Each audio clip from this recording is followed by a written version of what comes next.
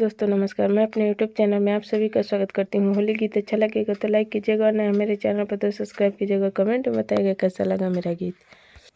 अरे चला दलानी के आरी ए भौजी, चला दलानी के आरी, रोज रोज घूमेलू भैया के संग, रोज रोज घूमेलू भैया के संग, भैया के संगे हो भैया के संगे, आजू हमारा बापारी हो भौजी, आज बा हमार पारी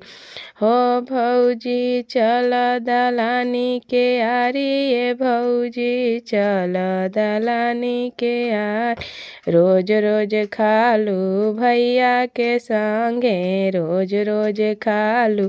भैया के संगे, आज हमार बापारी ए भौजी, चल दलानी के आरी, चल दलानी के आरी ए भौजी, चल दलानी के आरी, रोज रोज जालू भैया के संगवा, रोज रोज जालू भैया के संगवा, आज बा हमार पारी हो भौजी, चल दलानी के आरी, आज बा देवरा के पारी ए भौजी, चल दलानी के आरी।